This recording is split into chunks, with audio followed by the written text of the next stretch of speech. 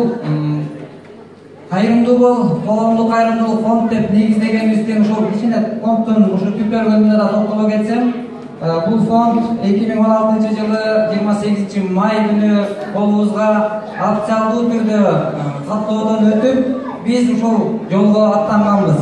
Биз бул жолду аттанганыбыздын дагы себеби ушул өзүбүздүн курсагыбызда кийимибиз бүтүн отурганга, же үй бүлөбүздөгү бала чакабызды, же ата энебизди камсыздап койгонго эле сүйүнүп отуруп албастан, кыргыздын чыныгы жигити катары ушул көзүнөн жашы тамып отурган, кыйналып отурган энелерди көрүп алып, бир күн барып акыбал сурап коюп, сүйүнүп отурбастан, ошондой энелерибизди кучагыбызга алып, ошондой энелерибиздин батасын алыш үчүн ушул фондду түптөдүк. Бул фондду түптөлгөндө дагы канчалаган фонддор бар биздин мекенибизде дагы дегеле. Ошол ар бир фонд өзүнүн бир жолун же багытын тандап алат экен. Мисалга ала өтө болсок, биздин экс-президентибиз болгон Роза Отунбаева эжекебиз, энекебиз балдарды тандап алган, балдар биздин келечегибиз деп. Анан ошол катары биз отуруп ойлонуп, ушул фондду кайсы багытты тандап алууну ойлонуп отуруп, кеңешип, мен ушуну туура көрдүм. Биздин пайгамбарыбыз Мухаммад саллаллаху алейхи вассаламдын дагы хадистеринде айтылат, бей және таман алдында деп. Кыргызда жакшы сөздөр бар. Энени урматта, ата энени урматта деген. Ошол сөздү биз сөзсүз эле сүйлөп коюп эле отура бербестен, ошону биздин фонддун башкы максаты эненин батасын алуу үчүн камтып, бүгүнкү күндө коомчулугубуздагы көзүнөн жашы тамган энелерибизди өз кучагыбызга алып, ушул сиздерге отурган мекендештерибиз менен, ушул бир ынтымагыбыз менен, биримдигибиз менен, кыргыз эч убакта кыйынчылыкта бири-бирин таштаган эмес, биз таштабайбыз деген чакырык менен бүгүнкү күндө ушул иштерибизди жүргүзүп келебиз. Мына мен сүйүнүч менен бул нерселерди сиздер менен жолугушуп атып, кеңешүүнү, ушундай бир жакшы жаңылыкты, сиздер мекенден жакшы жаңылык уткуңуздар келет. Мекенде тынчтык болуусун каалайбыз барбыз. Анан ошол эле катарда ушул фонд түптөлгөнүнө 1 жыл болуп, 1 жыл аралыгында биздин Кыргыздан макалдар бар, биздин аталарыбыздын улуу сөздөрү менен. Ушул баягы адамды сүйлөгөн сөздөн эмес, кылган ишинен бала деген. Анан биз көп сөздү сүйлөй бергенден ушул сөзүбүз эмес, жыйынтыгыбыз болсо экен деп, иш жыйынтыгыбызды көрсөтүп, ушундай бир чакырык кылып, бүгүнкү күндө ушул фонд алдыга энелерге үй салып берүү планын бекитип, ошол 2017 жылы 10 энени, өтө оор муктаждыктагы 10 энени үйлүү кылуу планын бекиткенбиз.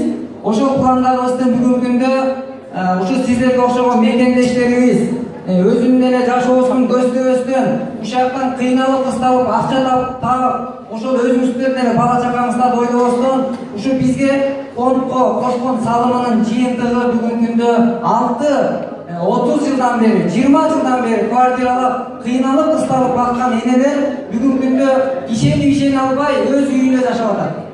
Ушуга сиздерге окшогон мекендештерибиздин кошкон салымы зор. Ошол жыйынтыгыбызды мен сиздерге айтканы келдим. Ушундай сүйүнчү менен бөлүшкөнү келдим, Кудай буйрса. Анан ушул кылган ишибиз улам бекемделип, ынтымагыбыз курчуп, 1 жылда 10 адамды быйыл үйлүү кылган болсок, биздин алдыдагы максатыбыз балким ушундай ынтымагыбыз бекемделсе, балким биз жүздөгөн энелерибизди үйлүү кыларбыз. Кудай буйрса. Анан ошон үчүн биздин максатыбыз сом табуу эмес. Биздин максатыбыз сооп табуу. Анткени себеби ушул нерселердин дайыма телевидениядан дагы, ушул бир радио аркылуу дагы коомчулукка көбүрөөк жетип калса экен. Биз бүгүнкү күндө жалаң эле сомдун аркасынан чуркай бербейли. Бир күн келет, биздин бул денеден жан чыга турган бир күн келет. Ошол жан чыга турган күнү биз сом менен эмес, сооп менен суудашып турган күн келет. Ошол күнү биз сооптон кургалып калбайлы. Бүгүнкү өтүп аткан өмүрүбүз текке кетип калбаса экен. Бүгүнкү өткүзгөн өмүрүбүз бир жыйынтыктуу болсо экен. Бүгүнкү өткүзгөн күнүбүз бир маңыздуу болсо экен. Тапкан байлыгыбыз артта калып калатканын бүгүнкү күндө көрүп келебиз. Жашообуздан болуп атат. Ошон үчүн ушул нерселер менен баягы ишибиз менен жакшы кылган ушул тапканыбызга Кудайым береке берип, ушул тапкан рызкыбыздан тең бөлүшө билүүнү бир коомчулукка бир жеткизүү максатында. Анан ушул жерде мына шерине өтүп аткандыгы, ушундай тойлордон биз кыргыздар бирибизди бирибиз көрүп аткандыгыбыз Бул Кудайга чексиз шүгүрлөр болсун. Мына ушул жерде жайкалуу апаларыбыз отурат, аталарыбыз отурат, мекендештерибиз отурат. Биз дайыма ушундай бир сүйүнүчтүн үстүндө болойлу. Ушул шеринени уюштурган мына ушул жерде отурат, агабыз отурат, атабыз отурат. Сизге терең ыраазычылык. Бизди ушундай жерге баш шеринени уюштуруп, ушул жерге топтогонуна Зейнурага рахмат. Ана мындай сунуштар бүгүнкү күндө өтө кубандырат, сүйүндүрөт бизди. Анткени алыс деп биз бүгүнкү күндө жылуу жумшак эле бир жерде отуруп алып иш кылбастан туш тарапка чыгып аракет кылып атабыз. Анан ошон үчүн баягы ушул ынтымагыбыз ушундай бирибиздин ушул жакшылыктарыбызга күбө болуп, Зейнура тапканыңа Кудай береке берсин. Анан өтө жакшы сунуш. Бүгүнкү күндө бизге көптөп суроо берет. Бул кайрымдуулук фонду каяктан каржыланат деп сурайт. Анан ошондо мен дайыма айтам да, биздин фондго башка улуттар жардам бербейт. Мен бир башка бир араб улуттарына же башка бир улуттардын алдына барып башымды ылдый салып, мен анан менин көчөдө энелерибиз кыйналып жүрөт. Ошого жардам беришти сураганда мен сурабаймын. Мен бирөөнүн алдында башымды бир чөбөлөбөймүн. Биздин намыстуу улуу кыздары бар Кыргыздын деп ушундай чакырык кылып башка улуттан жардам сурабастан, мына сиздерге окшогон карапайым элдин эле колдоосу менен бүгүнкү күндө биз ондогон энелерибизди кубанычка тартып аладык. Анан ушундай биздин үй салып баштадык дегенде, мына мен сиздерге айтып коюшум керек бул нерселерди. Мына жер тиркеси кантип алынат дегенде, ушул сиздерге окшогон эле мектептештерибиз бизге сунуштап, бир адамдын үйлүү болуп калышына себепкер болоюн.